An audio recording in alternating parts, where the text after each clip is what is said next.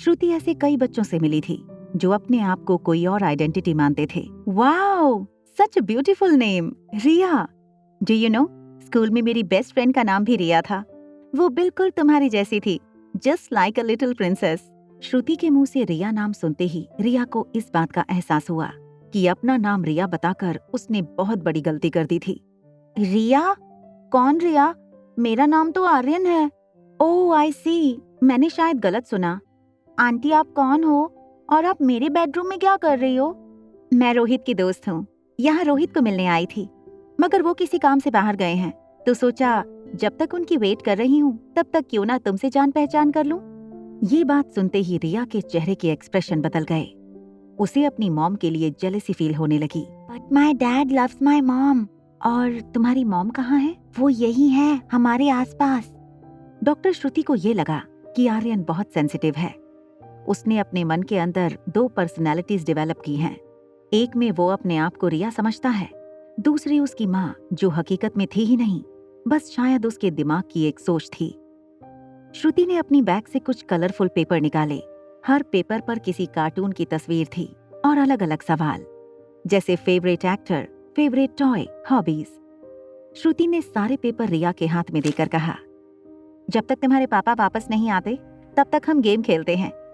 इन paper पर जो भी सवाल लिखे हैं उनका तुम्हें दिल से आंसर करना है। Life care hospital. Doctor Agarwal की कैबिन में चाय पीते पीते डॉक्टर अग्रवाल ने रोहित से कहा, आई एम सॉरी रोहित, मैं तुम्हें बताना ही भूल गया कि आज श्रुति आर्यन से मिलने आने वाली है। आई अंडरस्टैंड डॉक्टर, मैं जानता हूँ, मैं आपको ये रिक्वेस्ट बहुत बार कर चुका हूँ, but today we have a chance. Doctor Amrita चाहे कितने भी फीस मांगे, मैं देने के लिए तैयार हूँ।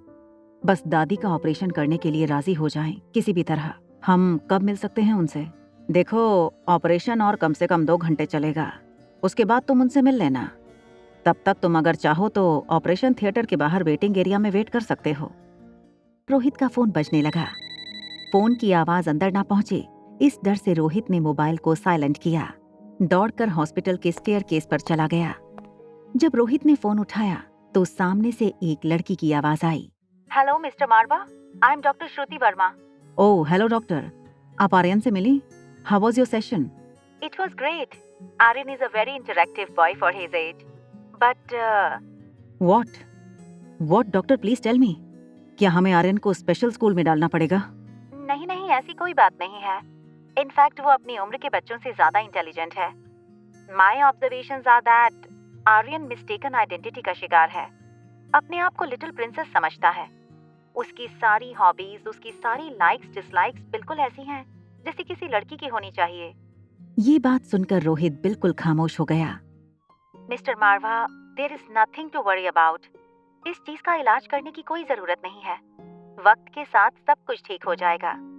दुनिया में कई ऐसे लोग हैं जो शरीर से स्त्री या पुरुष होते हैं, लेकिन उनका मन बिल्कुल उनके लिंग के विपरीत होता है।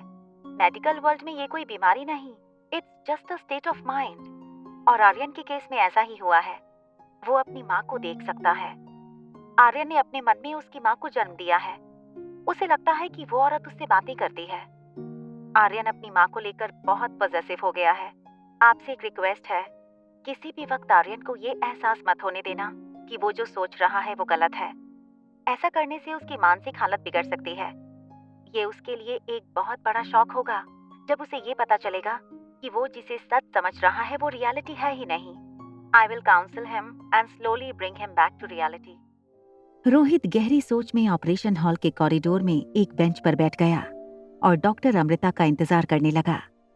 उसके ठीक सामने की बेंच पर प्रीति बैठी थी। Operation theatre. लगभग 3.5 घंटे बीत चुके थे। ऑपरेशन अपने आखिरी स्टेज पर था।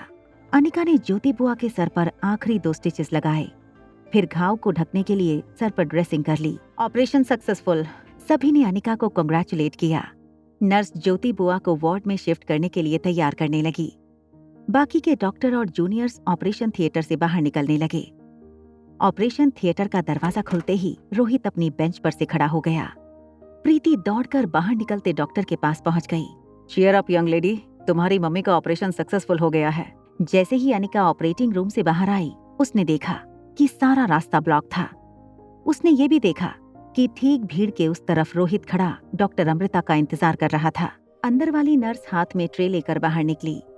आगे कोई जगह न होने की वजह से वो नर्स वहीं रुक गई। अनिका को एक आइडिया आया। उसने जानबूझकर अपना हाथ ट्रे पर मार दिया और ट्रे जमीन पर गिर गई।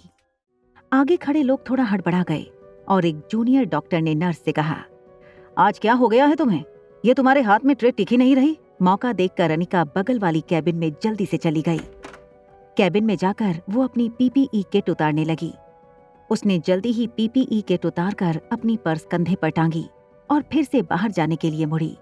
उसने देखा कि बिल्कुल सामने प्रीति खड़ी थी। अनिका और प्रीति कुछ देर तक एक दूसरे को देखते रहे। प्रीति की आंखों से निकलते आंसू देखकर अनिका की आंखों में भी पानी आ गया। प्रीति धीरे धीरे कदमों से अनिका की ओर बढ़ने लगी और जैसे ही उसके पास आई, प्रीति अनिका के पांव पड़ गई। मुझे माफ कर देना दीदी, मैंने आपको गलत समझा, मुझे माफ कर देना। दीदी, मैं तो सोच भी नहीं सकती थी कि आप ही डॉक्टर अमृता हो। ये बात सिर्फ हम दोनों के बीच ही रहनी चाहिए, समझी? प्रीति ने हंसते हुए अनिका को हक किया।